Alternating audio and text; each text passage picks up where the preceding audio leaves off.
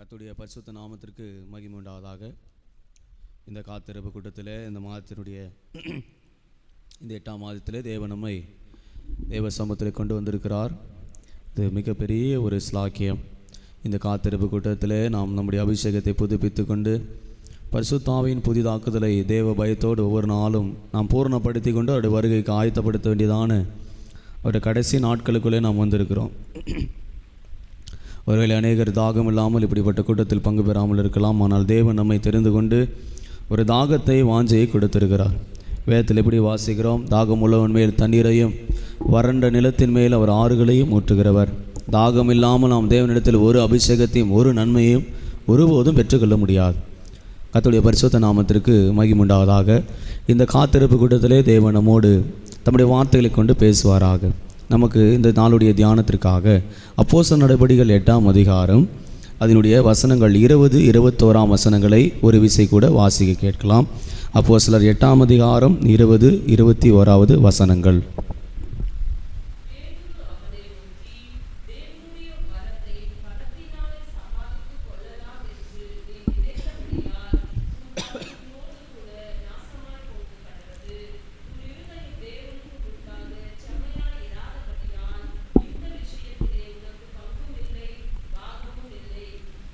கர்த்தருடைய பரிசுத்த நாமத்திற்கு மகிமை உண்டாவதாக.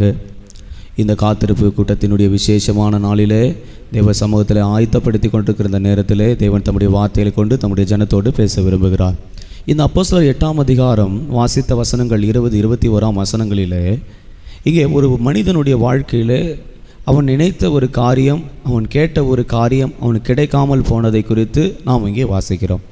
அப்போஸ்தலனாகிய பேதுரு அந்த நாட்களே ஊழியம் செய்து கொண்டிருந்தான வேலைகளிலே அவர் பிரசங்கித்த போது, அவர்கள் கைகளை வைத்த போது அநேகர் பரிசுத்த ஆவியானவரை பெற்றுக்கொண்டதாக நாம் வேதத்திலே வாசிக்கிறோம். நீங்கள் 14ஆம் வசனத்தை வாசிக்கும் போது, சமாரியார் தேவ வசனத்தை ஏற்றுக்கொண்டதை எருசலேமில் உள்ள அப்போஸ்தலர்கள் கேள்விப்பட்டு பேதுருவையும் யோவானையும் அவரிடத்தில் அனுப்பினார்கள். அவர்கள் வந்தபோது அவர்கள் ஒருவனும் பரிசுத்த ஆவியை பெறாமல் கர்த்தராகிய இயேசுவின் நாமத்தினாலே ஞானஸ்தானத்தை மாத்திரம் பெற்றுக்கொள்ளாக கண்டு அவர்கள் பரிசுத்த ஆவியை பெற்றுக்கொள்ளும்படி அவர்களுக்காக ஜெபம் பண்ணி அவர்கள் மேல் கைகளை வைத்தார்கள். அப்பொழுது அவர்கள் பரிசுத்த ஆவியை பெற்றார்கள் என்று வாசிக்கிறோம். கர்த்தருடைய பரிசுத்த நாமத்திற்கு மகிமை உண்டாவதாக. பரிசுத்த ஆவியானவரை ஒரு சபை பெற்றிருக்க வேண்டும். அந்த அச்சாரத்தின் முத்திரை இல்லாமல் ஒருபோதும் பரலோக ராஜ்யத்துக்கு போவது இல்லை. இன்றைக்கி பலருடைய உபதேசங்கள் அப்படிப்பட்டதான உபதேசங்கள் இல்லாமல் போயிருக்கிறது. பரிசுத்த ஆவியானவர் இல்லை, பரிசுத்த ஆவியானவர் பெறாமல் கூட பரலோகம் போகலாம் என்றெல்லாம் உபதேசிக்கிறாங்க. ஆனால் இங்கே இந்த சமாரியா நாட்டிலே அவர்கள் பிரசங்கித்த போது ஜனங்கள் மனம் திரும்பினார்கள், ஞானஸ்தானத்தை பெற்றுக்கொண்டார்கள். ஆனால் அவர்கள் பெற வேண்டியதான அபிஷேகத்தை பெற்றுக்கொள்ளாமல் போயிருக்கிறார்கள். இந்த இரவு வேளையில், இந்த காத்திருப்பு நேரத்தில் நாம் ஜலத்தினால் ஸ்நானம் பெற்றுக்கிறோம். ஆனால் நம்மில் அநேகர் இன்னும் பரிசுத்த ஆவியானவரை பெறவில்லை. அப்படிப்பட்டதான ஒரு கூட்டத்துக்கு இந்த வார்த்தைகளை கொண்டு கர்த்தர் இடைப்பற்றி பேச விரும்புகிறார். கவனிங்க, இந்த சமூகத்தில் ஒரு மனிதனை குறித்து வாசிக்கிறோம். அந்த மனிதனுடைய பெயர் சீமோன் என்று சொல்லப்பட்டிருக்கிறது. அதை நீங்கள் 18, 19 வசனங்களில் வாசிக்க முடியும். சீமோன் என்ற ஒரு மனிதன் பரிசுத்த ஆவியானவரை பெற்றுக்கொள்ள வேண்டும் என்று அவனுக்கு ஒரு ஆசை இருந்தது. இன்று இந்த கூட்டத்தில் நாம் எந்த ஆசையோடு வந்திருக்கிறோம், எந்த நோக்கத்தோடு வந்திருக்கிறோம் என்பதை ஒரு விசை நிதானிக்கிறதான ஒரு வேலை. கவனிங்க, பரிசுத்த ஆவியானவரை எப்படி பெற்றுக்கொள்ளலாம்? இந்த காத்திருப்பு கூட்டத்தில் அதை சரியான விதத்தில் நாம் புரிந்து கொண்டால் நாம் ஒவ்வொருவரும் பரிசுத்த ஆவியானவரை பெற்றுக்கொள்ள முடியும். நம்மில் அநேகர் பரிசுத்த ஆவியானவரை பெற்றுக்கொள்ள வேண்டும் என்ற வாஞ்சை இருக்கிறது. ஆனால் சரியான விதத்திலே அதை நாட வேண்டியதான, தேட வேண்டியதான விதத்தை புரியாமல் இருக்கிறதினால் நம்மில் அநேகர் இன்னும் அபிஷேகத்தை சரியாக நிறைவாக பெற்றுக்கொள்ள முடியவில்லை. இந்த சமாரியா நாட்டிலே பிரசங்கித்த போது பிலிப்பினுடைய பிரசங்கத்தை கேட்டு அந்த ஜனங்கள் மனம் திரும்பி ஜலத்தினாலே ஞானஸ்தானம் பெற்றார்கள். இன்று நாம் அனைவரும் ஜலத்தினாலே ஸ்தானம் பெற்றிருக்கிறோம். ஆனால் நாம் பெற வேண்டியதான இன்னும் மேன்மையான அபிஷேகம் ஒன்றும் இருக்கிறது. அது பரிசுத்த ஆவி நிறைவின் அபிஷேகம். இந்த சபைக்குள்ளே அவைகள் இல்லாமல் போனால் நாம் வருகையிலே நிச்சயமாக கைவிடப்படுகிறதான ஒரு சூழ்நிலையில் தள்ளப்படுவோம். இந்த 8ஆம் அதிகாரத்தில் சீமோன் என்னும் மனிதன் அவன் பரிசுத்த ஆவியினர் பெறும்படியாக ஆசைப்படுகிறான். இன்றைக்கி நம்மில் அநேகருக்கு கூட பரிசுத்த ஆவியை எப்படி ஆகி பெற்றுவிட வேண்டும் என்ற ஆசை இருக்கிறது. சிலர் கேட்டால் வரங்கள் வேணும்னு ஆசை இருக்குது, சிலர் கேட்டிங்கன்னா கனிகள் வேணும்னு ஆசை இருக்குது.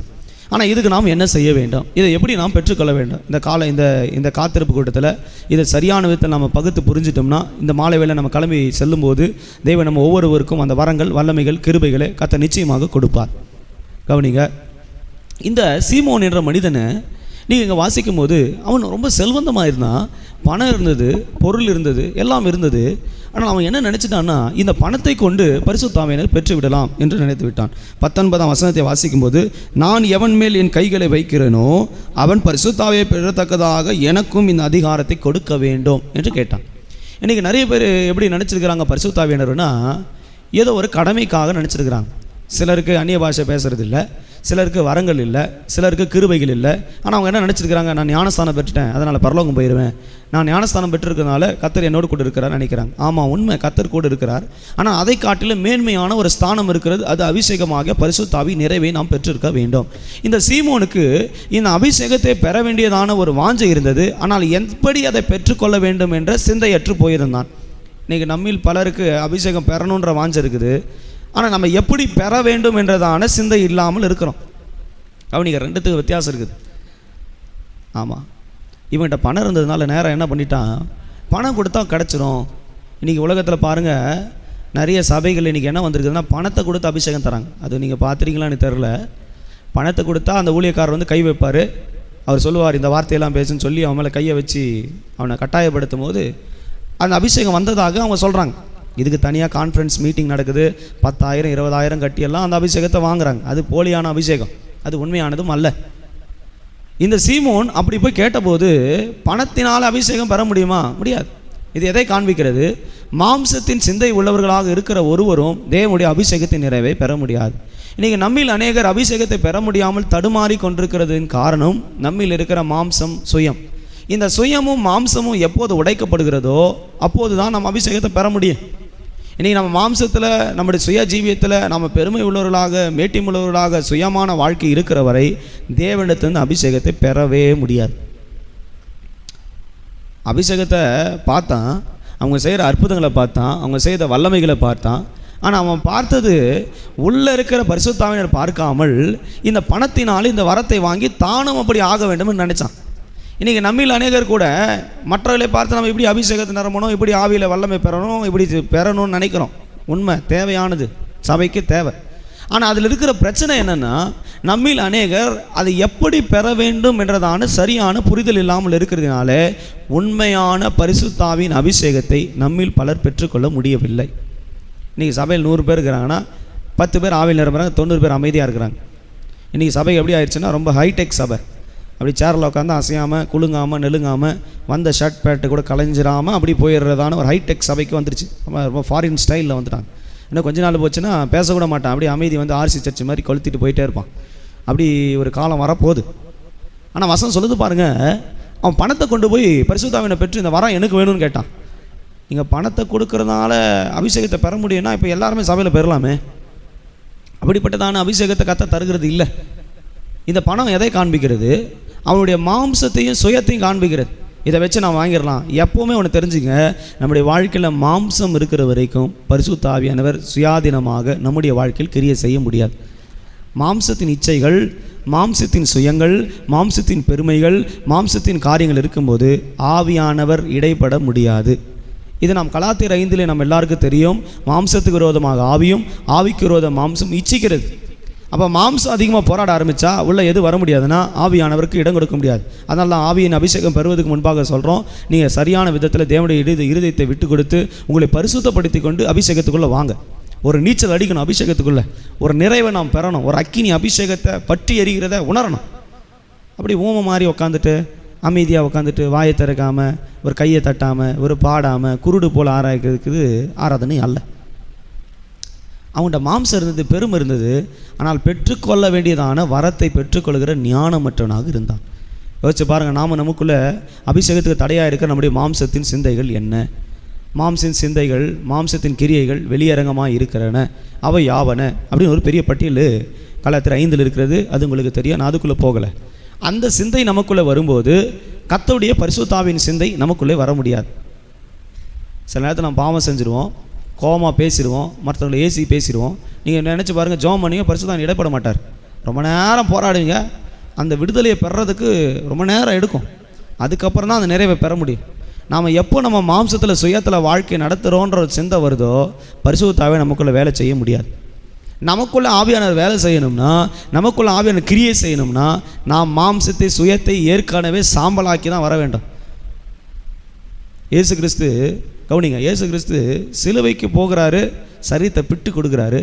பிட்டு கொடுத்து தன்னை தியாகமாக மாம்சத்தை உடைச்சதுனால தான், மாம்சம் அழிக்கப்பட்டதுனால தான் நாம் பரிசுத்த ஆவியை பெற்றிருக்கிறோம். கவனிங்க, அவர் மாம்சத்தை கொடுக்காமல் போயிருந்து மாம்சத்தை அழிக்காமல் போனால் நாம் இந்த அபிஷேகத்தை பெற முடியாது. ஏன்? முன்னா இருந்த பழைய ஏற்பாட்டின் நாட்களில் அவளுக்கு அந்த அபிஷேகம் கிடைக்கல. இயேசு கிறிஸ்துவின் சரீரம் அவர்களுக்காக பலியிடப்படவில்லை. இந்த பலி எதை காண்பிக்கிறது? நாம் அவருடைய சரீரத்தோடு அடக்கம் பண்ணப்படுகிறோம். ஜலத்திலே அபிஷேகம், ஜலத்திலே அவரோடு கூட ஞானஸ்தானத்துக்கு உட்படுத்தப்பட்ட ஒவ்வொருவரும் அவரோடு கூட அடக்கம் பண்ணப்பட்டிருக்கிறோம். எதில்? நம்முடைய மாம்சத்தை அவரோடு கூட அடக்கம் பண்ணப்பட்டிருக்கிறோம். இனி பிழைத்திருப்பது நாம் அல்ல, கிறிஸ்துவை எனக்குள்ள பிழைத்திருக்கிறார் ஒரு ஜீவியத்தை ஞானஸ்தானத்திலே நம்ம வெளியே கொண்டு வருகிறோம். அப்போ நம்ம எங்கே மறிச்சிருக்கணும்னா, கிறிஸ்துவுக்குள் நம்முடைய மாம்சத்தை மறிக்க செய்யணும். இது ஒரு நாள் ப்ராசஸ் அல்ல. தினந்தோறும் ஒவ்வொரு நாளும் ஒவ்வொரு நொடியும் ஒவ்வொரு பொழுதும் நாம் சிலுவையில் அறியப்பட்டிருக்கிறோம் என்ற சிந்தை உள்ளவர்களாக அந்த மாம்சத்தை அழிக்கும்போது, இந்த மாம்சம் சிலுவையில் கொல்லப்படும் போது பரிசுத்த ஆவியானவர் உயிர்ப்பிக்கப்படுகிறார். நாம் அப்படி சிலுவையில் அடிக்கப்பட்டு நம்ம ஒப்புக்கூடாத பட்சத்தில் ஒருபோதும் தேவனிடத்தில் இருக்கிற நிறைவான அபிஷேகத்தை பெற முடியாது. 12 சீசர்கள் ஆண்டோடு கூட இருந்தாங்க. ஏன் சிலுவைக்கு போகிறது முன்னாடி அவங்களுக்கு அபிஷேகத்தை கொடுக்கல? யோசிச்சு பாருங்க. ஏன் அப்படி ஒரு ஏன் பரிசுத்த ஆவியானவர் நம்ம வேதத்தில் வாசிக்கிற மரியாள் பரிசுத்த ஆவியினால் கர்ப்பவதி ஆகி ஒரு குழந்தை பெறுவாய் என்று இயேசு கிறிஸ்துக்கு சொன்னபடி, இயேசு கிறிஸ்துக்கு சொல்லப்பட்டிருக்கிறது புறாவை போல பரிசுத்த ஆவியின் ரூபம் கொண்டு இறங்கினார் சொன்னபடி இப்படி வாசிக்கிறோமே. ஏன் சீசர்களுக்கும் அப்போஸ்தலர்களுக்கும் இயேசு கிறிஸ்து உயிரோடு இருக்கிற நாட்களிலே அதை கொடுக்கவில்லை? நாம் மாம்சத்தில் இருக்கும் நாள் வரை நம்மிலே பரிசுத்த ஆவியானவர் சுயாதீனமாக சுயமாக நம்மில் ஆளுகை செய்ய முடியாது. இந்த மனிதனை போல நம்முடைய மாம்சத்திலே சுயத்திலே நம்முடைய வாழ்க்கையை நடத்துவோமானால் ஒருபோதும் தேவனிடத்தில் இருக்கிற நிறைவான அபிஷேகம் நம்முடைய வாழ்க்கையில் நம்முடைய குடும்பத்தில் நமக்குள்ளே ஆளுகை செய்ய முடியாது. யோசித்து பாருங்கள், நம்முடைய மாம்சத்துக்கு எவ்வளோ விஷயம் நாம் இடம் கொடுத்துருக்கிறோம். மாம்சம் சொல்லும், கெட்ட வார்த்தை பேசு, கோபமாக பேசு, சண்டை போடு, எரிச்சலாயிரு, புறங்கூறு, விபச்சாரம் செய், வேசித்தனம், இதெல்லாம் மாம்சம் சுயம். இந்த மாம்சம் நல்லா சாப்பிடு, ஃபாஸ்டிங் பண்ணாத, ஜபம் பண்ணாத, டிவி பாரு. மாம்சத்தின் தேவைகளை, மாம்சத்தின் இயக்கத்துக்கு, மாம்சத்தின் விருப்பத்தை செய்கிறவர்கள் ஒருபோதும் தேவனுடைய ஆவியினாலே முற்றிலுமாக நிரப்பப்பட முடியாது. சிலர் நீங்கள் நினைக்கிற போல அந்த அம்மா அபிஷேகம் பெற்றுக்கிறாங்க, அந்நிய பாஷை பேச, அதனால் அந்த அம்மா மாம்சம் இல்லைன்னு நினைக்கிறீங்களா? அப்படி இல்லை. சிலருக்கு மாம்சம் இருக்குது, அது கொஞ்சம் அபிஷேகத்தில் போராடிட்டு இருக்குது. மாம்சத்தில் இருக்குது, ஆவியில் இருக்குது, இப்படி இருக்குது, அப்படி. அதை வசனம் சொல்ல ஒன்று கொஞ்சம் அனலாயிரு, இல்லை வெதுப்பாயிரு, ரெண்டு நடுவில் இருந்து போராடுனா வாய் நின்று வாந்தி பண்ணி போடுவேன். அபிஷேகம் என்பது நிலையாக ஒரு பூரணமாக ஒரு அபிஷேகம் பெறணும்னா ஒவ்வொரு நாளும் மாம்சத்தை சுயத்தை கர்த்தருக்குள்ளே சாகடிக்க பழக வேண்டும். அதனால தான் தெளிவாக சொன்னார், ஒருவன் என்னை பின்பற்றி வர விரும்பினால் முதல்ல தன்னை வெறுத்து, அந்த மாம்சத்தை வெறுத்து சாம்பலாக்கி தன்னுடைய சிலுவை எடுத்துக்கொண்டு என்னை பின்பற்றி வர கடவுள். அது எதை காண்பிக்கிறது? நம் மாம்சத்தை அனுதினமும் சிலுவையில் அடிக்கப்பட வேண்டாம். கிறிஸ்துவின் மரணத்துக்குள்ளே நம்முடைய மாம்சத்தை அடித்தால் நிறைவான ஒரு அபிஷேகத்தின் அக்கினி நம்ம போகிற இடமெல்லாம் நடக்கிற இடமெல்லாம் பற்றி எரியும். யோசிச்சு பாருங்கள், அப்போஸ்தலர்கள் அவர்கள் மேலே பரிசுத்த ஆவியானவர் இறங்கியிருந்தார். அவங்க நிழல்பட்டா குணம், அவங்க பேசினா அற்புதம், அவங்க பார்த்தா அற்புதம், அவங்க நடந்தா அற்புதம், அவருடைய வஸ்திரத்தை தொட்டா அற்புதம். ஏன் நாம் அபிஷேகம் பெற்றிருக்கிறோமே, நம்முடைய குடும்பத்தில் ஏன் அப்படிப்பட்ட வல்லமை கிரியை செய்யவில்லை? யோசிச்சு பாருங்க. நீங்கள் யோசிச்சிருக்கிறீங்களா? அப்படி அபிஷேகம் பெற்றிருக்கிறோம், அந்நிய பாஷையை பேசுகிறேன், எல்லா வரங்கள் இருக்குதுன்னு சொல்கிறோமே, அப்படிப்பட்ட வல்லமை ஏன் நமக்குள்ளே வரல? ஏன் எனக்குள்ளே வரல? ஏன் உங்களுக்குள்ளே வரல? ஏன் ஊழியக்காரர்களுக்குள்ளே வரல? தேசத்துக்குள்ளே வரவில்லை? அப்போ அவங்க பெற்ற அபிஷேகம் வேறு, நாம பெற்ற வேறு அபிஷேகம் வேறையா? இல்லையே. எல்லாருக்கும் ஒரே விதமாக ஒரே ஆவியினாலே பகிர்ந்தளிக்கிறார் என்று வேதத்தில் வாசிக்கிறோம். 1 Corinthians 12 வாசிக்கும் போது அவனவன் தேவைக்கு ஏற்ப அவனவனுக்கு தேவையான அளவுக்கு தக்கதாக தேவன் அவனுக்கு பகிர்ந்து கொடுக்கிறார் வரங்கள், அபிஷேகத்தை. இப்போ நாம் பெற வேண்டியதான அபிஷேகத்தை பெறாமல் இருப்பதற்கு தடைகள் என்ன? நமக்குள்ள இருக்கிற மாம்சத்தையும் சுயத்தையும் நாம் சாம்பலாக்க விட வேண்டும். தேவ சமூகத்தில் அறிக்கை செய்து இந்த மாம்சத்தை உமக்குள்ளே கொல்லும்படியாக ஒப்புக் கொடுக்கிறேன், இனி நான் அல்ல கிறிஸ்துவை எனக்குள் பிழைத்திருக்கிறான் என்ற ஜீவியத்தில் ஒப்புக் கொடுக்கணும். நான் பேசிட்டேன், தப்பாண்டவரே, மன்னியும். அந்த சிந்தை நமக்குள்ளே வந்துட்டா நமக்குள்ள அந்த பரிசுத்த ஆவி நிறைவே வேலை செய்ய ஆரம்பிக்கும். 2 கொரிந்தியர் நினைக்கிறேன், கொரிந்தியில் வாசிக்கும் போது ஒரு கர்த்தருடைய பிள்ளைகள் ஒவ்வொரு நாளும் தேவனுடைய சிலுவையை சுமக்கிறவர்களாக அனுபவமுள்ளவர்களாக மாற்றப்பட வேண்டும். 2 கொரிந்தியர் 4ஆம் அதிகாரம் 10ஆம் வசனத்தை வாசிக்கும் போது, கர்த்தராகிய இயேசு கிறிஸ்துவினுடைய ஜீவனும் எங்கள் சரீரத்தில் விளங்கும்படிக்கு இயேசுவின் மரணத்தை எப்போது எங்கள் சரீரத்தில் சுமந்து திரிகிறோம். எப்படி எனில் சாவுக்கு ஏதுவான எங்கள் மாம்சத்திலே இயேசுனுடைய ஜீவன் விளங்கும்படி உயிரோடு இருக்கிற நாங்கள் எப்போது இயேசு கிறிஸ்து நிமித்தம் மரணத்திற்கு ஒப்புக் கொடுக்கிறோம். இப்படி மரணமானது எங்களிலும் ஜீவனாலும் உங்களிடத்திலும் பலன் செய்கிறது என்று வாசிக்கிறோம். சிலுவையை அனுதினமும் சுமக்கிற ஒரு அனுபவம் வேணும். இதுதான் வந்து நம்ம பாவத்தை அறிக்கை பண்ணுறது, நம்ம மாம்சத்தை சிலுவையில் அடிக்கப்படுறது, நாம் செய்கிற அநியாயங்களை கொடுக்கறது. நம்ம நிறைய பேர் நினச்சிடும் நம்ம ஞானஸ்தானம் பெற்றதுனால பாவ அறிக்கை செய்ய தேவையில்லை. பாவத்தை மூடி மறைக்கிறவன் வாழ்வடைய முடியாது. தேவ சமூகத்தில் மாம்சத்தின் சுயத்தை வெறுக்க முடியாத நிறைவான அபிஷேகத்தை பெற முடியாது. சிலர் வந்து நல்லா அந்நிய பாஷை பேசுகிற மாதிரி இருக்கும், ஒரு வல்லமை இருக்காது, அதுக்குள்ளே ஒரு வல்லமை கிரியவே செய்யாது. நான் பார்த்துருக்குறேன், கத்துவான் புரளுவான், ஆனால் பார்த்தீங்கன்னா ஒரு வல்லமை கிரியே செய்யாது. வெளியே போனோன்னே சிகரெட் பிடிச்சிருப்பான். ஆமாம், எந்த வாயில் அந்நிய பாஷை பேசினானோ அதே வாயில் சிகரெட் இருக்குது. அப்போ பேசின பாஷை என்ன ஆவி உள்ளே இருந்திருக்குன்னு யோசிச்சுப்பார். நான் உங்களுக்கு ஏற்கனவே சொல்லியிருக்கேன், சவுலை பற்றி தீர்க்கதரிசனம் சொல்லுவான், கொஞ்ச நேரத்தில் பொல்லாத ஆவி வந்து தாவீதை கொல்லணும்னு நினைப்பான். இது ஒரு ஆவி, டிசெண்டிங் ஸ்பிரிட், அழிக்கிற ஆவி, பொல்லாத ஆவி. அது பரிசுத்த ஆவி கிடையாது. பரிசுத்த ஆவிகள் நிரப்பப்படுகிறவன் தன்னை ஒவ்வொரு நாளும் மாம்சத்தை கர்த்தருக்குள்ளே ஒப்பு கொடுத்து அதை அழித்து கர்த்தருக்குள்ளே தன்னை வாழ்க்கையை அர்ப்பணிக்கிறவன். நம்ம ஜீவியம் அப்படி இருந்தால் நாம் அப்போஸ்தலருக்கு கொடுக்கப்பட்ட அபிஷேகத்தினால கர்த்தர் நம்மையும் குடும்பத்தையும் நிரப்பி பலப்படுத்தி அந்த வல்லமைக்குள்ளே நம்ம கொண்டு போக முடியும். நாம் என்ன நினச்சிக்கிறோம், அபிஷேகம்னு சொன்ன உடனே அந்நிய பாஷை பேசிட்டோம், முடிஞ்சது. அதோட அபிஷேகம் முடிகிறது இல்லை. அதுக்குள்ளே வரங்கள் இருக்குது, அதுக்குள்ளே கனிகள் இருக்குது, அதுக்குள்ளே ஒரு பூரணம் இருக்குது, பரலோக ராஜ்யத்துக்கு ஏற்ற வழிகள் குறித்த தரிசனங்கள் இருக்குது, வெளிப்படுத்தல் இருக்குது, சொப்பனங்கள் இருக்குது. இது எல்லாமே சேர்ந்து தான் அபிஷேகம். நாம் என்ன நினச்சிருக்கிறோம், அபிஷேகம் என்பது ஏதோ ஒரு 1/4 மணி நேரம் 1/2 மணி நேரம் ஆவியில் நிரம்பி அந்நிய பாஷைகளை பேசுறதோடு முடிஞ்சுது. அது அல்ல அபிஷேகம். அபிஷேகம் என்பது அதுக்கும் மேலான ஒரு காரியம் இருக்கிறது. மாம்சமான யாவர் மேலும் கடைசி நாட்களில் ஊற்றும் படும்போது வாலிபர்கள், வயதானவர்கள், முதியோர்கள், மூப்பர்கள், சபையில் உள்ள ஒவ்வொரு மேலும் ஒவ்வொருவருக்கும் ஒவ்வொரு கிருபைகளை தருகிறார். அவர் தரிசனத்தையும் சொப்பனத்தையும் வெளிப்படுத்தலையும் காண்கிறார்கள். வரங்கள் கிரியை செய்கிறது. தீர்க்க தரிசனங்கள், அந்நிய பாஷைகள், வரங்கள், சத்தியத்தை போதிக்கும் வரங்கள், இப்படி வரங்கள் கிரியை செய்கிறது. இன்றைக்கி நம்முடைய சபைகளில் மற்ற சபைகளை யோசித்து பாருங்கள், அந்நிய பாஷை பேசுகிறவங்க எல்லாருக்கும் வரங்கள் இருக்கிறதா? இல்லை. 199 சபையில் அந்நிய பாஷை பேசுகிறது இருக்கிறது, பெந்தெகோஸ்தே சபையில். ஆனால் வரங்கள் இருக்குதா, வெளிப்பாடு இருக்குதானா? இல்லை. 1/2 மணி நேரம் அந்நிய பாஷை பேசினேன், என்ன வெளிப்பாடு வந்தது அப்படின்னு கேட்டால் என்ன சொல்லுவீங்க? ஒரு வெளிப்பாடு இல்லை. அது அப்படி பேசுனது ஒரு பிரயோஜனம் இல்லையே. அந்நிய பாஷை பேசுகிறவன், பரிசுத்த ஆவியில் நிரம்புகிறவன், அவன் கர்த்தரோடு ரகசியங்களை பேசுகிறான். அப்போ கர்த்தரோட ரகசியங்களை பேசினா கர்த்தர் அந்த ரகசியத்துக்கு பதில் தருவார். ரகசியத்தின் வெளிப்படுத்தல் அவனுக்கு கிடைச்சிருக்கணும். நம்மில் பலருக்கு அப்படிப்பட்ட வெளிப்படுத்தல் இல்லாமல் போகிறதுக்கு காரணம் நாம் சரியாக மாம்சத்தை சுயத்தை இன்னும் எரித்து சாம்பலாக்காமல் வைத்திருக்கிறது தான். அதே பழைய சுபாவம், அதே ரட்சிக்கப்படாத நாட்களில் அதே சுபாவம், அதே எண்ணங்கள், அதே செயல்பாடுகள் இருக்கிறதுனால தேவனுடைய வெளிப்படுத்தலும் தேவனுடைய கிரியையும் நமக்குள்ளும் குடும்பங்களுக்குள்ளும் கிரியை செய்ய முடியவில்லை. ஒரு கர்த்தருடைய பிள்ளை சரியான அபிஷேகத்தை பெற்றுக்கொண்டால் இந்த வல்லமைகள் கிருபைகள் அவர்களுக்குள்ளே வரும். இவனுக்கு இதில் பங்கும் இல்லை, இதில் பாகமும் இல்லை. இன்றைக்கி நம்மில் பலருக்கு இந்த அபிஷேகத்தை போராடுறோம், கொடுங்க ஆண்டவரே, கொண்டு வாண்டவர் ஆண்டவர் சொல்கிறார், இவனுக்கு பங்கும் இல்லை, உனக்கு பாகமும் இல்லை, இதை நான் உனக்கு கொடுக்க போகிறதும் இல்லைன்னு சொல்கிறார். ஏன்? அவனுக்குள்ளே இருக்கிற மாம்சமும் சுயமும். எப்படி இதை நாம் பெற்றுக்கொள்ளலாம்? அப்போஸ்தலர் நடபடிகள் 8ஆம் அதிகாரத்தை வாசிக்கும் போது 21ஆம் வசனத்தை வாசிக்கும் போது, உன் இருதயம் தேவனுக்கு முன்பாக செம்மையாய் இராதபடியால் இந்த விஷயத்தில் உனக்கு பங்கும் இல்லை, பாகமும் இல்லை. ஆகையால் நீ உன் துர்க்குணத்தை விட்டு மனம் திரும்பி தேவனை நோக்கி வேண்டிக்கொள். ஒருவேளை உன் இருதயத்தின் எண்ணம் உனக்கு மன்னிக்கப்படும். நீ கசப்பான பிச்சையிலும் பாவக்கட்டில் அகப்பட்டிருக்கிறாய் என்று காண்கிறேன். அதற்கு சீமோன், நீங்கள் சொன்ன காரியங்கள் ஒன்றும் எனக்கு நேரிடாதபடிக்கு எனக்காக கர்த்தரை வேண்டிக் கொள்ளுங்கள் என்றான். கவனிங்க, அப்போ இந்த மனுஷனுக்குள்ள என்ன இருந்திருக்குன்னா, இருதயத்தில் கசப்பான பிச்சை. இந்த இருதயம் தான் வந்து எல்லாத்துக்கும் ஆரம்பம், மனது. அது பாருங்கள், கசப்பு வரும், கோபம் வரும், எரிச்சல் வரும். மனது சரியில்லைன்னா மாம்சத்தை சாம்பலாக்கிறோம். இந்த மாம்சத்தை முழுவதும் கண்ட்ரோல் பண்ணுறதே இருதயம் தான். பாவத்தை செய், இருதயம் தான் பேசுது. கோபமாக பேசு, இருதயம் தான். அதான் வசனம் சொல்லுது, இருதயத்தின் நிறைவினால் வாய் பேசு. மாம்சத்துக்கு பிரச்சனை எங்கே ஆரம்பிக்கிறதுனா இருதயம். இருதயத்தை சரி பண்ணிட்டா மாம்சத்தை சரி பண்ணிடலாம். அவன் சொல்கிற மாதிரி, உன் இருதயம் கர்த்தருடைய பார்வையில் செம்மையாக இராதபடியால் உனக்கு இதில் பங்கும் இல்லை, பாகமும் இல்லை. நாம் தேவனுடைய பார்வையில் இருதயத்தை செம்மையாக மாற்றப்பட வேண்டும். நம்முடைய இருதயம் வந்து ரொம்ப மோசமான ஒரு காரியம் உள்ளது. வசனம் சொல்லப்பட்டிருக்குது பாருங்கள், தேவனுடைய சமூகத்தில் நாம் சுத்த இருதயம் உள்ளவர்களாக, செம்மையான இருதயம் உள்ளவர்களாக மாற்றப்பட வேண்டும். ஆங்கிலத்தில் ரொம்ப அழகாக சொல்லப்பட்டிருக்குது. அங்கே ரைட்டுன்னு போட்டிருக்குது வார்த்தை, செம்மைக்கு ரைட் அப்படின்னு போட்டிருக்குது. ரைட்னா சரியான ஒரு இருதயம். நம்முடைய இருதயம் தேவனுடைய பார்வையில் சரியாக இருக்கணும். யோசிச்சு பாருங்க, நம்மளுடைய இருதயத்தை ஆண்டவர் சோதித்து பார்ப்பாரானா, உங்களுடைய இருதயத்தை ஆண்டவர் சோதித்து பார்ப்பாரானா, நாம் எந்த நிலவரத்தில் இருப்போம்? எத்தனை கோபங்கள், எத்தனை வைராக்கியங்கள், எத்தனை சுயங்கள், எத்தனை கபடுகள். இந்த இருதயம் வந்து பொல்லாங்கு நிறைந்ததான ஒரு உலகம், ரொம்ப டேஞ்சரானது. அதெல்லாம் ஆண்டவர் ஸ்கேன் போட்டு படம் பிடிச்சி காட்டார்னா சபையில் நம்ம யாரும் ஒருத்தர் முகத்தை ஒருத்தர் பார்க்காதபடி தலை குனிஞ்சு தான் போகணும். அப்படி ஒரு பொல்லாததான ஒரு நிறைந்தது இந்த இருதயம். இந்த இருதயத்தை நாம் செம்மையாக மாற்றினால் அப்போஸ்தலர்கள் மேலே கொடுக்கப்பட்ட அந்த பரிசுத்த ஆவியின் வல்லமை கர்த்தர் நமக்கும் கொடுக்க வல்லவராக இருக்கிறார்.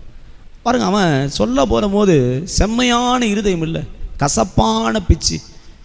நம்முடைய இருதயம் கர்த்தருக்கு செம்மையாக இருந்தால் நாம் இந்த நிறைவான கர்த்தருடைய அபிஷேகத்தை பெற்றுக்கொள்ள முடியும். தேவனுடைய பார்வையில் நம்முடைய இருதயத்தை மாற்றிக்கொள்வோமாக. நம்முடைய இருதயம் தேவனுடைய பார்வையில் சரியாக இருக்கணும். யோசிச்சு பாருங்கள், இந்த இருதயத்தில் என்னெல்லாம் இருக்குது. பைபிளில் நான் சொல்லிகிட்டே போவேன், நேரம் இல்லை. இருதயத்தில் பல காரியங்கள் நிறைந்திருக்குது. அதை நம்ம வேதத்தில் பல இடங்களில் வாசிக்கிறோம். ஆனால் தாவீது இருதயத்தை பற்றி வாசிக்கும் போது 1 ராஜாக்கள் 14ஆம் அதிகாரத்துக்கு நாம் வாசிக்கும் போது அவனை குறித்து தேவன் என்ன சாட்சி சொல்கிறார் கவனித்து பாருங்கள். 1 ராஜாக்கள் 14ஆம் அதிகாரம் 8ஆம் வசனத்தை வாசிக்கும் போது வாசிங்க.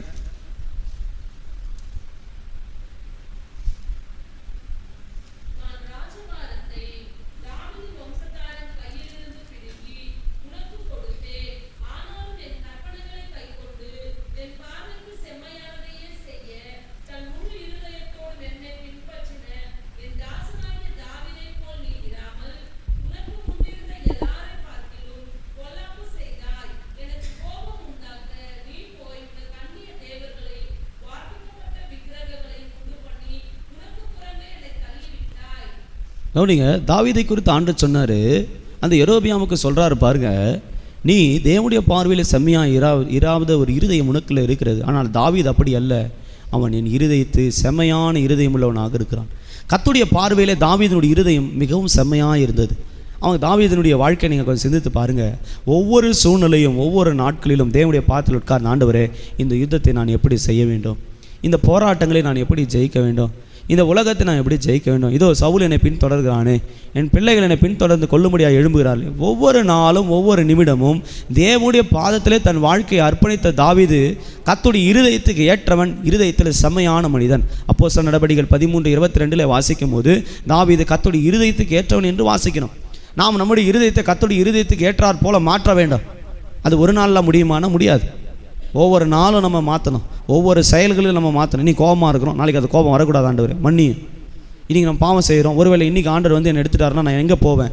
இந்த சிந்தை உள்ளவர்களாக நாம் மாற்றப்படும் போது நம்முடைய இருதயம் கர்த்தரை போன்ற இருதயமாக மாற்ற செய்ய கர்த்தர் வல்லவர்களாக இருக்கிறார். தாவீது பத்சேபாளோட பாவம் செய்தது உண்மை. ஆனால் என்ன செஞ்சான் தெரியுமா? அந்த பாவத்துக்காக தேவனுடைய சமூகத்தில் அழுது புலம்பி தான் வாழ்நாள் எல்லாம் அந்த பாவத்துக்காக குத்தப்பட்டவனாக தேவ சமூகத்தில் அறிக்கை செய்து கொண்டிருந்தான். அதனால கர்த்தர் அதே மகனை கொண்டு, எந்த பாவத்தில் விழுந்த அதே பத்சேபாளை கொண்டு அவன் மகனை ராஜஸ்தானத்தில் அவனுக்காக கொண்டு வந்து நிறுத்தினார். நம்முடைய பாவங்கள் சரியான விதத்தில் இருதயத்தை கர்த்தருக்குள்ள ஒப்புவித்து நாம் எப்பேற்பட்ட பாவிகள் என்பதை தேவனுக்குள்ள உணர்ந்தால் அந்த மாம்சத்தை சுயத்தை கர்த்தர் வெறுத்து சாம்பலாக்கி நாம் தேவனுடைய இருதயத்துக்கு பிரியமான இருதயம் உள்ளவர்களாக கர்த்தர் நம்மையும் மாற்றுவார். நம்மில் பலர் என்ன நினச்சிருக்கோம், நம்ம இருதயம் எப்படி இருந்தாலும் கர்த்தர் நமக்குள்ள அபிஷேகத்தை தராரு, அப்போ நம்ம சரியாக தான் இருக்கிறோம்னு நினைக்கிறோம். இல்லை, நாம் எப்படி இருக்கிறோம் என்பதில் வச்சு தான் தேவன் நமக்குள்ள என்ன வல்லமை தராருன்றது முக்கியம். இருதயம் என்பது பொல்லாங்கதான ஒரு வல்லமை உள்ளது. இந்த இருதயத்தில் என்னெல்லாம் தெரியுமா வருது? மார்க்கில் வாசிக்கும் போது நாம் செம்மையாக இல்லாமல் நம்முடைய இருதயத்தில் இந்த வல்லமைகள் இருந்தால் ஒருபோது தேவனுடைய அபிஷேகத்தை பெற முடியாது. மார்க்கின் புஸ்தகத்தில் வாசிக்கும் போது மார்க் 7ஆம் அதிகாரம் 20, 21, 22, 23 வாசிங்க வேகமா.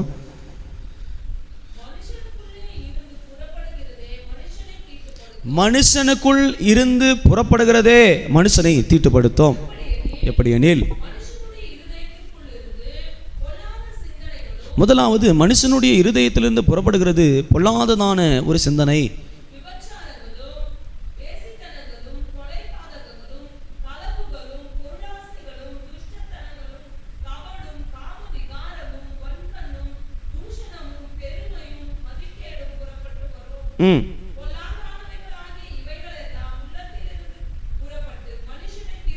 அப்படிங்க, இந்த 13 காரியங்கள் ஒரு மனிதனை முழுவதுமாக தீட்டுப்படுத்தி விடுகிறது.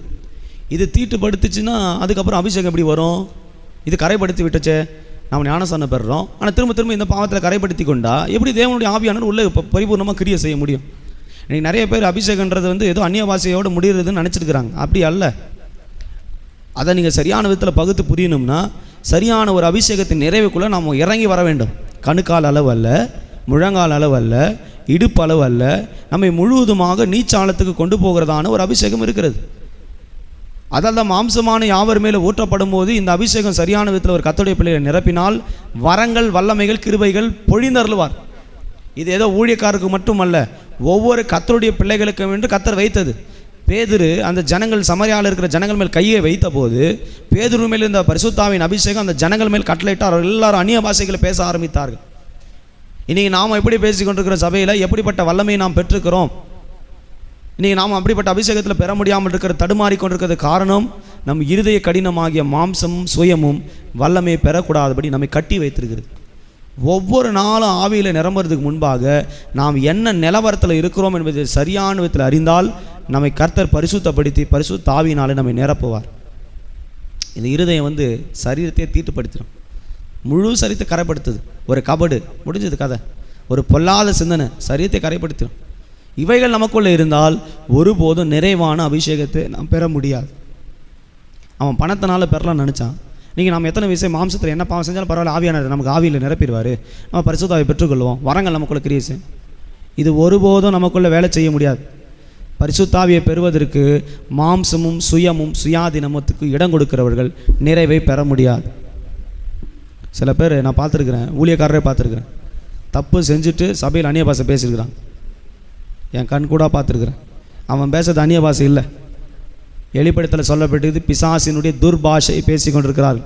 சரியான விதத்தில் பகுத்து புரியணும், என்ன பேசுகிறோம், சபையில் யார் அந்நிய பாஷையை பேசுகிறா, எது பரிசுத்த ஆவியினுடைய நிறைவு என்பதை ஆவிக்குள்ளாக பகுத்து புரிகிறதான ஒரு வல்லம் இருக்குது.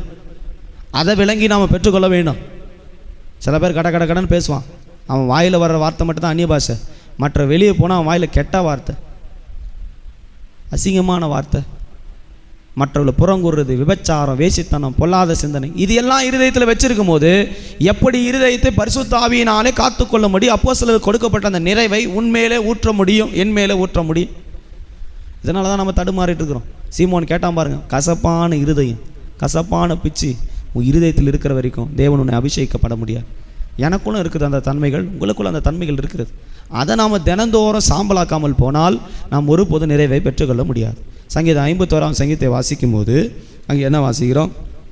10ஆம் வசனத்தை வாசிக்கும் போது, தேவனே சுத்த இருதயத்தை என்னிலே சிருஷ்டியும், நிலைவரமான ஆவி என்னிலே புதுப்பி. ஒரு நிலைவரமான ஒரு ஆவி எப்போது புதுப்பிக்கப்படுகிறது? சுத்த இருதயம் உள்ளவர்களுக்கு கர்த்தர் அதை தருகிறார். நாம் மாம்சத்தில் சுயாதீனத்தில் உட்கார்ந்து கொண்டு ஆண்டவரே எனக்குள்ள ஆவியை புதுப்பியும், எனக்குள்ள அபிஷேகத்தை புதுப்பியும் என்று சொல்வது என்பது நாம் பாவத்தில் மறுபடி உழன்று கொண்டிருக்கிறதான ஒரு அனுபவத்தை காண்பிக்கிறது. ஒரு கர்த்தருடைய பிள்ளைகள் தேவனை தரிசிக்க வேண்டுமானால், ஒரு கர்த்தருடைய பிள்ளைகள் தேவன் நிறைவான அபிஷேகத்தை பெற்றுக்கொள்ள வேண்டுமானால், சங்கீதம் 51 10ஆம் வசனத்தின்படி இந்த நிலைவரமான ஆவியை கர்த்தர் சுத்த இருதயம் உள்ளவர்களுக்கு தருகிறார். நாம் எந்த நிலவரத்தில் உட்கார்ந்திருந்தாலும் இந்த மாலை வேளையில் தேவ சமூகத்தில் எனக்கு ஒரு சுத்த இருதயத்தை தந்துவிடும், என் மாம்சத்தை சுயத்தை வெறுக்கத்தக்கதான ஒரு தெய்வீக சிந்தையினாலே என்னை நிரப்பி விடும் ஆண்டவரே என்று கேட்கும்போது தேவன் அதை நமக்கு தர வல்லமுள்ளவராக இருக்கிறார். மத்தேயு 5:8 வாசிக்கும் போது, இருதயத்தில் சுத்தமுள்ளவர்கள் பாக்கியவான்கள், அவர்கள் தேவனை தரிசிப்பார்கள் என்று வாசிக்கிறோம். பரிசுத்த ஆவியானவர் வரும்போது ஒரு தரிசனம், ஒரு வெளிப்படுத்தல் உங்களுக்கு வேண்டுமானால், ஒரு வெளிப்படுத்தலுடைய வாழ்க்கைக்குள்ளே நாம் கடந்து போக வேண்டுமானால் கர்த்தருடைய பிள்ளைகளுடைய இருதயம் மாம்சமும் கர்த்தருக்கு பிரியமானதாக மாற்றப்பட வேண்டும். அதனால தான் அப்போஸ்தலர் 2ஆம் அதிகாரத்தை வாசிக்கும் போது அப்போஸ்தலர் 2 நாம் இப்படியாக வாசிக்கிறோம். கடைசி காலங்களிலே 17ஆம் வசனம் அப்போஸ்தலர் 2:17 வாசிக்கும் போது, கடைசி நாட்கள் நான் மாம்சமான யாவர் மேல் என் ஆவியை ஊற்றுவேன், அப்பொழுதும் குமாரரும் குமாரத்திகளும் தீர்க்க தரிசனம் சொல்லுவார்கள், உங்கள் வாலிபர்கள் தரிசனங்களை காண்பார்கள், உங்கள் மூப்பர்கள் சொப்பனங்களை காண்பார்கள், உங்களுடைய ஊழியக்காரர்கள் மேலும் ஊழியக்காரிகள் மேலும் அந்நாட்டின் ஆவியை ஊற்றுவேன், அப்போது அவர்கள் தீர்க்க தரிசனம் சொல்வார்கள், அல்லாமல் உயரே வானத்தின் அற்புதங்களையும் தாழ பூமியில் ரத்தம் அக்கினி புகையா இவைகள் அதிசயங்களை காட்டுவேன் என்று வாசிக்கிறோம். அப்போ பரிசுத்த ஆவியானவருடைய அபிஷேகத்தினாலே தரிசனங்கள், வெளிப்படுத்தல்கள், வல்லமைகள், வரங்கள், கிருபைகளை பெறுவதற்கு நாம் மாம்சத்தை சுயத்தை சாம்பலாக்குறதான ஒரு அனுபவம் தேவை. எப்படிப்பட்டதான அனுபவம் உள்ளவர்களுக்கு தான் தேவன் அந்த அப்போஸ்தலருக்கு கொடுக்கப்பட்ட பரிசுத்த ஆவியை தருகிறார். யோசிச்சு பாருங்கள், நாம் இத்தனை வருஷத்தில் அபிஷேகம் பெற்றுக்கிறோமே, எதுக்காக அபிஷேகத்தை வச்சுருக்கிறோம்? நமக்குள்ளே இருக்கிற தன்மை என்ன? நீங்கள் ஒப்பு கொடுங்க, ஆண்டவரே என் மாம்சத்தை ஒப்பு கொடுக்குறேன், என் சுயத்தை ஒப்பு கொடுக்குறேன், என் இருதயம் இப்படிப்பட்டதாக உங்களுக்கு முன்பாக இருந்தால் என் இருதயத்தை உமக்கு முன்பாக செம்மையாக மாற்றும், என் இருதயம் உமக்கு செம்மையாய் மாற்றும், உமக்கு பிரியமானதை செய்ய எனக்கு கற்றுத்தாரும். அப்படிப்பட்ட சிந்தைக்குள்ளே நம்ம ஒப்பு கொடுக்கப்பட வேண்டும். அப்படி இருந்தால் ரோமர் 5:5 வாசிக்கும் போது பரிசுத்த ஆவியினால தெய்வீக அன்பு நம்முடைய இருதயங்களை கர்த்தர் ஊற்றுகிறார் என்று வாசிக்கிறோம். அப்போ தெய்வீக அன்பு அந்த பரிசுத்த ஆவி உள்ளே வந்துருச்சுன்னா சிலுவை பற்றியதான தியானம் நமக்குள்ளே வந்துடும். எப்போ பார்த்தாலும் சிலுவையை தியானம் பண்ணும். ஆண்டவர் எனக்காக அடிக்கப்பட்டார், எனக்காக நொறுக்கப்பட்டார், எனக்காக காயங்கப்பட்டார், ஏன் பாவங்களுக்காக, ஏன் மீறுதலுக்காக. அந்த சிலுவையினுடைய தியானம் தான் சரியான அபிஷேகத்தின் நிறைவுக்குள்ள நம்ம கொண்டு போகும். அப்போஸ்தலனாக பவுலை கேட்டு பாருங்க, அவன் சிலுவையை பார்க்கல, தேவன் அடிக்கப்பட்டதை பார்க்கல, ஆனால் எப்போதும் அவன் மனதில் கிறிஸ்துவின் சிலுவையை சுமக்கிற, கிறிஸ்துவின் பாடுகளை சுமக்கிற, கிறிஸ்து தனக்காக அடிக்கப்பட்டதை சுமக்கிற ஒரு சிந்தை அவனுக்குள்ளே வந்தது. அதனால் சொல்கிறேன், எந்த எண்ணத்தை கிறிஸ்து இயேசுக்குள் நான் சிறைப்படுத்துகிறேன். நம்ம மனதில் வர்ற போராட்டங்களை சிறைப்படுத்த வேண்டுமானால் நாம் தேவனுடைய சிந்தையை நமக்குள்ளே தரித்து கொள்ள வேண்டும். வசனம் அப்படி தான் சொல்கிறது, தேவனுடைய சிந்தையை தரித்து கொள்வோமாக. கிறிஸ்துவின் சிந்தை நமக்குள்ளே தரித்து விட்டால் இந்த மாம்சம் இருதயம் பேசுகிற எந்த இடத்துக்கு நம்ம ஒப்பு கொடுக்க மாட்டோம். எப்போ நீங்கள் நடக்கும்போது ஆண்டவர் எனக்கு அடிக்கப்பட்டார்ல, எனக்காக நொறுக்கப்பட்டார்ல, நான் செஞ்ச பாவத்துக்கு தானே, நான் பேசின அந்த வார்த்தைக்கு தானே, நான் பார்க்குற அந்த பார்வைக்கு தானே, இந்த சிந்தையை நமக்குள்ளே உருவாக்கிட்டா பாவத்துக்கு இடம் இல்லை, மாம்சத்துக்கு இடம் இல்லை, சுயத்துக்கு இடம் இல்லை. அங்கே பரிசுத்த ஆவியானவர் எப்போதும் உலாவிக் கொண்டே இருப்பார். கிறிஸ்துவின் ஆவியானவர் உங்களுக்குள்ள வரணும்னா கிறிஸ்துவுக்கு முதலாவது இடம் கொடுக்கணும். அப்போ கிறிஸ்துவுக்கு இடம் கொடுக்கணும் என்ன செய்யணும்? நம்முடைய பாவங்கள் என்ன என்பதை நிதானித்தறிந்து நம்முடைய மாம்சத்தை சிலுவையில் அறைய செய்யணும். ஒவ்வொரு நாளும் செய்யணும். ஏதோ ஒரு நாள் நம்ம எப்போ அதை செய்கிறோம், திருவிருந்து வரும்போது அதை ஞாபகப்படுத்துகிறோம். சிலுவையில் அடித்தார் ஆண்டவர்ன்றது திருவிருந்து வந்தால் தான் ஞாபகம் வருது. உண்மையாகவே அன்றைக்கி தான் அடிச்சிருக்கிறார் ஆண்டவர்ன்றது அன்றைக்கி வந்தால் தான் பாதி பேருக்கு ஞாபகம் வருது. சில பேருக்கு அது கூட வர்றதில்லை. எல்லாரும் திருவிருந்து எடுக்க போகிறாங்க, சில பேர் கண்ணீரே வர்றதில்லை. யோசிச்சுப்பா, நாம் செய்த பாவங்களுக்கெல்லாம் உங்களை கூப்பிட்டு சிலுவையில் ஏற்றி அடிச்சிருந்தா, ஒரு 4 ஆணி வச்சு அடிச்சிருந்தா என்ன நடந்திருக்கும்? இன்றைக்கி ஆண்டவர் அப்படி ரூல்ஸை மாற்றி, கட்டளை பிரமாணங்களை மாற்றி, நாம் செய்த ஒவ்வொரு ப்ராப்ளங்களுக்கும் ஒரு பிரச்சனைக்கும் 5 அங்குல ஆணி எடுத்து கையில் காலில் அடிச்சிருந்தா என்ன கதியாக இருப்புன்னு யோசிச்சு பாருங்க. உட்காருவீங்களா? இங்கே முள் குத்திட்டாலே நம்ம எல்லாம் ஒரு 3 நாள் 4 நாள் டயர்டாகிடுறோம். அது குத்திருச்சு, ஏறிடுச்சு, இப்படி ஆயிடுச்சு, அப்படி ஆயிடுச்சுன்னு சொல்கிறோம். 5 அங்குல ஆணியை எடுத்து நம்ம கையில் காலில் அடித்தாருன்னா நாம் செய்கிற பாவங்கள், அப்போ யோசிச்சுப்பா, நாம் செய்கிற பாவங்களுக்கு எத்தனை ஆணி அடிக்கணும் யோசிங்க. என்னையும் சேர்த்து தான் சொல்கிறேன், உங்களையும் சேர்த்து தான் சொல்கிறேன். எத்தனை வாரம் கொண்டு அடிக்கணும், எத்தனை காவல் சிறையில் வைக்கணும், எத்தனை காரி உமிழணும், எத்தனை சிந்தைகளில் முள்முடியை போட்டு அடிக்கணும் சிந்தையில் வந்த பாவங்களுக்கு யோசிங்க. நம்ம யாராவது உட்கார முடியுமா? நான் உட்கார முடியுமா? நீங்கள் உட்கார முடியுமா? ஏதோ கிருபையினால் ரத்தத்தினால் மீட்டு கொண்டு அவருடைய நீதிமான்களாக்க வச்சிருக்கிறாருன்னா அந்த நீதிமான்களுடைய உண்மையில் நம்ம சரியாக காத்துக்கொள்ள வேண்டும். அதை காத்துக்கொள்ளாத பட்சத்தில் நம்ம தேவனிடத்தில் ஒரு நன்மையும் பெற முடியாது. இன்றைக்கி மாலை வேலை கர்த்தர் சொல்கிறார், நான் வரும்போது அதான் சொன்னார், சீமோன் பணத்தினால் தேவனுடைய அபிஷேகத்தை பெறலாம், வரத்தை பெறலாம் நினச்சிருக்கிறோம், ஒருபோதும் பெற முடியாது. மாம்சத்தை சரி செய்யாத வரை, இருதயத்தை சரி செய்யாத வரை உனக்கு பங்கும் இல்லை, உனக்கு பாகமும் இல்லை. ஒருவேளை நீ அந்நிய பாஷை பேசுகிற மாதிரி தெரியலாம், ஒருவேளை நீ பெற்ற மாதிரி தெரியலாம், ஒரு பலனை நீ அதிலிருந்து பெற முடியாது. வரங்கள் கிரியை செய்யாது. வரங்கள் உங்களுக்குள்ள கிரியை செய்யணும். இன்னையிலிருந்து கர்த்தர் உங்களுக்குள்ள வரங்களை தர விரும்புகிறார். வரங்களை பெற்றுக்கொள்ள விரும்புகிறவர்கள் இருதயத்தில் சுத்தமுள்ளவர்களாக தங்களை காத்துக்கொள்ள வேண்டும். நம்மள காத்துக்கொள்ள முடியாது. நம்ம இருதயத்தை நம்மளால் கண்ட்ரோல் பண்ண முடிஞ்சால் நம்ம எல்லாருமே பரிசுத்தமாக மாறிடுவோம். முடியாது. அது எப்படி மாற்ற முடியும்? அனுதினமும் சிலுவையை தியானிக்க வேணும். அதெல்லாம் தான் சொல்கிறார் பவுல் 2 கொரிந்தியர் நம்ம ஸ்பாட்ஸ் வாசித்தமே 4:10 எப்போதும் சிலுவையை சுமக்கிறோம். படுத்தாலும் சிலுவையை தியானிக்கணும், உட்காந்தாலும் சிலுவையை தியானிக்கணும், நடந்தாலும் சிலுவையை தியானிக்கணும். நான் ரட்சிப்புக்குள்ளே வந்தது எவ்வளோ பெரிய கிருபை, நான் நரக ஆக்கினைக்கு போக வேண்டும், எனக்காக அடிக்கப்பட்ட அந்த சிலுவை எப்படிப்பட்டதுன்றதை தியானம் பண்ண ஆரம்பிச்சிட்டோம்னா பாவத்தின் எண்ணம் உள்ளே வராது. நாம் அதையாக தியானிக்கிறோம். நம்ம தியானங்களெல்லாம் ஆண்டர் லிஸ்ட்டு போட ஆரம்பித்தார்னா ஸ்கேன் ரிப்போர்ட் தான் அங்கே எடுக்கணும். நீ நம்மில் பரிசுத்த ஆவியினர் இடைப்படுறதுக்கு என்ன கொடுத்துருக்குறோம்? சில பேர் நல்லா அந்நிய பாஷை பேசுகிறாங்க 1 மணி நேரம், வீட்டுக்கு போனால் தான் தெரியுது உண்மையான பாஷை என்னன்னு. அங்கே தான் ஃபைனல் ரிப்போர்ட்டு. நீ எங்கேயுமே இந்த இது பரலோகம் கொண்டு போவாது. இது அடையாளம் தான், முத்திரை தான். ஆனால் இது உன்னை சரிப்படுத்தலையே. இல்லை, யோவான் 16:14 வாசிக்கிற தேற்றவாளன் வரும்போது என்ன செய்கிறாரு? உன்னை கண்டிக்கிறாரு, உன்னை சிட்சிக்கிறாரு, உனக்கு போதிக்கிறாரு. நீதி என்ன என்பதும் நியாயம் என்ன இப்போ உனக்கு போதிக்கிறார். ஒரு பரிசுத்த ஆவியானவர் சபைக்குள்ளே கர்த்தருடைய பிள்ளைகளுக்குள்ளே இருந்தால் நீ என்ன செய்யணும் என்பதை கர்த்தர் உன்னை உணர்த்துவார். யோவான் 16:15-16 நினைக்கிறேன், வாசி பாருங்க. ஒரு வசனம் வாசிங்க, ஜெபிக்கலாம். தேற்றவாளனாகி அவர் வரும்போது வசனம் இருக்குதா?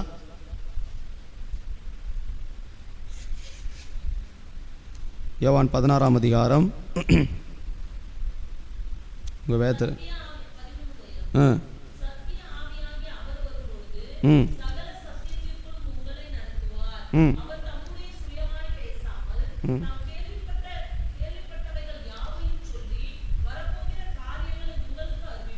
எட்டாம் வசனம் வாசி.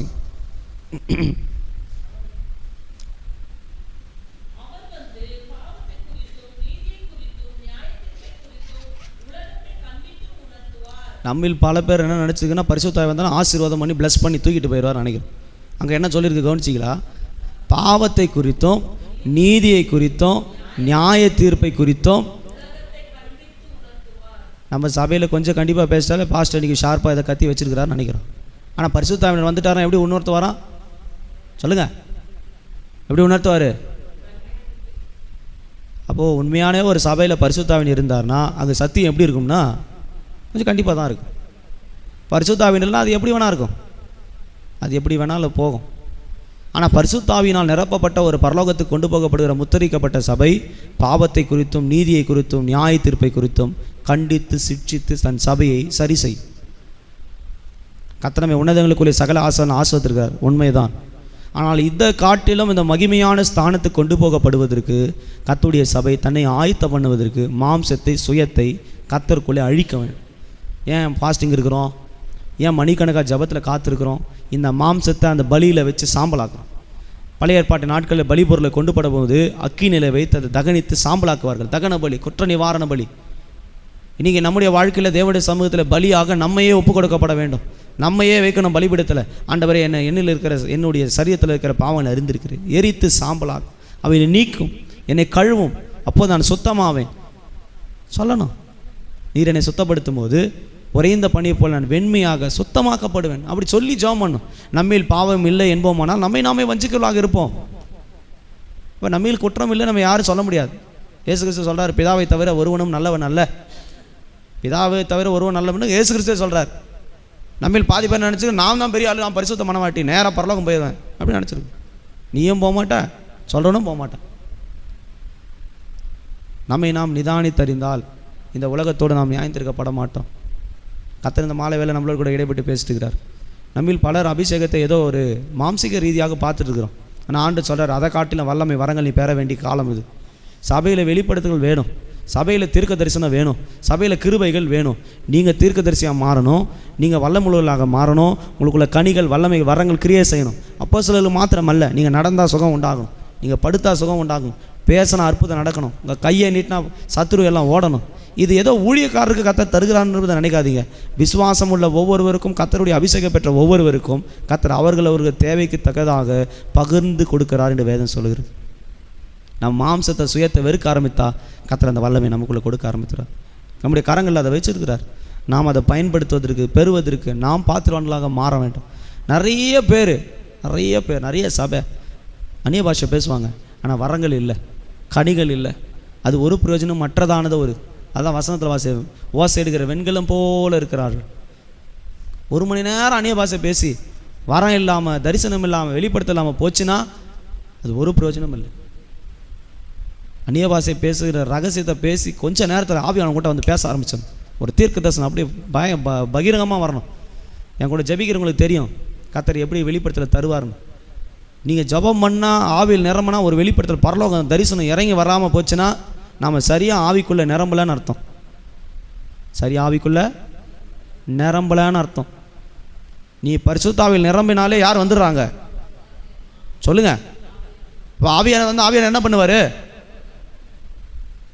நிரப்புவார். அப்புறம் என்ன பண்ணுவார் சொல்லுங்க? இடைப்பட்ட உன்னோடு கூட பேசலையே. அப்போ யார் நிரப்புறா? யோசிக்கிறீங்களா? நீங்கள் யோசிச்சு பார்த்துருக்கீங்களா? அப்படி பரிசுத்த ஆவியானவர் வேணுன்றீங்க, பரிசுத்த ஆவியானவர் வந்துட்டாருன்றீங்க, ரைட்டு, உண்மை. நிரப்புறாரு, ஏன் பேசலை? ஒன்று அவர் பேசலை, இன்னொன்று நீ கேட்கல. 2 தான் அதுக்கு ஆப்ஷன், வேறு எதுவும் இல்லை. ஒன்று நாம் பேசலை, அவரோட கூட பேச இடம் கொடுக்கல. 2வது அவர் நம்மகிட்ட என்ன பண்ணல? பேசலை. ஏன் பேசலை? நம்மில் இருக்கிறதான மாம்சமும் பாவமும் தேவன் நம்மோடு பேசக்கூடாது அப்படி தடை செய்கிறது. இன்றைக்கி ஒன்று புரிஞ்சுக்கொள்ளுங்க, சீமோன் பணத்தினாலும் பொருளினாலும் மாம்சத்தினாலும் வாங்கிடலாம்னு நினச்ச அபிஷேகம் அது அல்ல. நாம் பெற வேண்டியதான அபிஷேகம் மேன்மையான அக்கினி அபிஷேகம். உன்னதங்களில் போய் சேர்வதற்கு, ராஜ்யத்தை பெறுவதற்கு நாம் மேலான ஒரு அபிஷேகத்தை கிறிஸ்துவின் ஆவியை நமக்குள்ளே தந்திருக்கிறார். இது ஒருத்தருக்கு 2 பேர் கத்த தரல, மாம்சமான யாவருக்கும் தருகிறார். ஒருவேளை நீங்கள் சின்னவங்களாக இருக்கலாம், பெரியவங்களாக இருக்கலாம், வயதானவர்களாக இருக்கலாம், வாலிபர்களாக இருக்கலாம், யாராக இருக்கலாம். இந்த வார்த்தைகள் நம்மை சந்திக்கப்படும் போது நம்ம ஒவ்வொரு மேலும் அந்த அபிஷேகம் நம்ம ஊற்றப்படும். கடைசி காலங்களில் இது கடைசி காலம், கொடிய காலம், வியாதியும் மரணமும் ஓலங்களும் கிடைக்கிறதான ஒரு முடிவின் நாட்கள். இந்த நாட்கள் நாம் மௌனமாக இராதபடி அவருடைய வல்லமை வரங்கள் தரிசனங்கள் வெளிப்படுத்த இருக்கணும். ஜெபம் பண்ணால் நடக்க போகிறல கர்த்தர் நமக்கு பிரத்யட்சமாய் சொல்ல வேண்டும், நடக்க இருக்கிற பிரத்யட்சமாக சொல்ல வேண்டும்.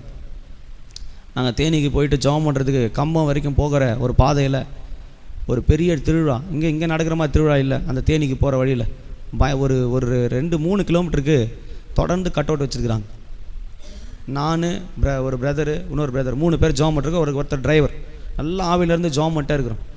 சரியாக 12 மணி ஷார்ப்பாக 11:59 12 மாறுது. 12 மணிக்கு காருக்குள்ளே அந்த விபூதி ஸ்மெல்லு கிட்டத்தட்ட ஒரு 1/4 மணி நேரம் காருக்குள்ளே வருது. யாருமே இல்லை ரோட்டில், வெறும் இருள் தான், ரோடு ஃபுல்லாக இருட்டாக இருக்குது. ஆனால் 11:59 12 மணிலிருந்து 1/4 மணி நேரம் காருக்குள்ளே சுற்றுது.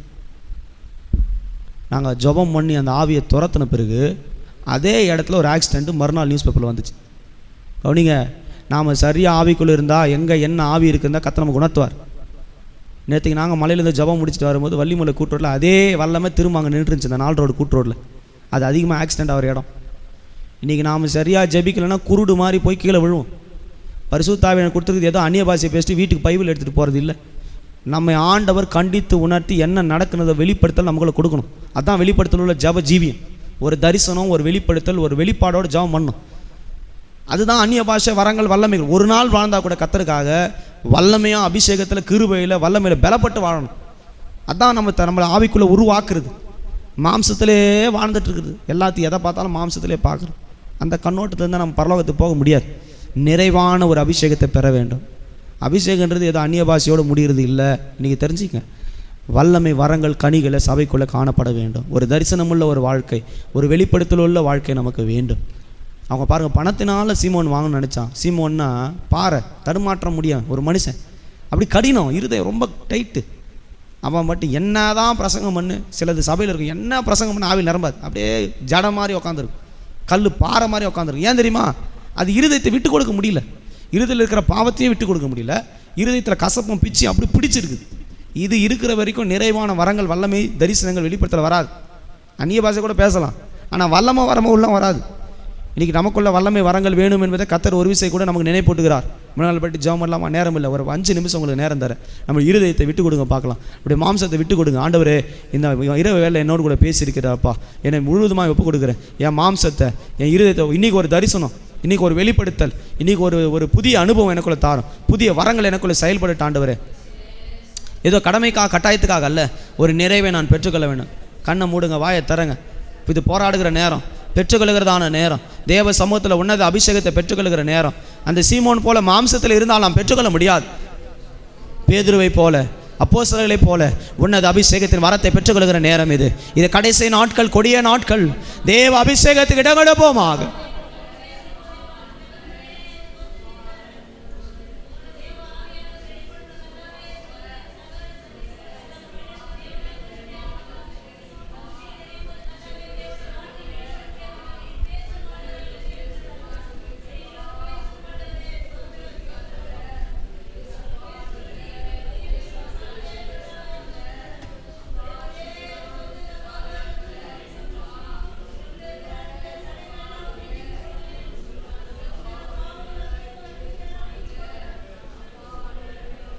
வாயை தரங்க, வாயை தரங்க. ஊமையாக இருக்கிற நேரம் இல்லை இது. போராடு, போராடு. உன் மாம்சத்தை சொல்லு, வெளியரங்கமாக சொல்லு, கத்து, போராடு, அழு, இருதயத்தை விடு, கடினப்படுத்தாத, இருதயத்தை விட்டு கொடு. நீ இப்படி இருதய கடினத்தில் இருந்தால் தேவனத்தில் ஒரு அபிஷேகத்தை வல்லமை வரமத்தை பெற முடியாது. பரிசுத்த ஆவியானவரை பணத்தினால் பெற முடியுமா? பரிசுத்த ஆவியான மாம்சத்தினால் பெற முடியுமா? பரிசுத்த ஆவியானவர் சுயத்தினால் பெற முடியுமா? முடியாது. வரங்கள் செயல்பட முடியாது. ஷனந்தடா ரீகாபாலா ஹானி சீக்காரா பாங்கடமா நாயிரா.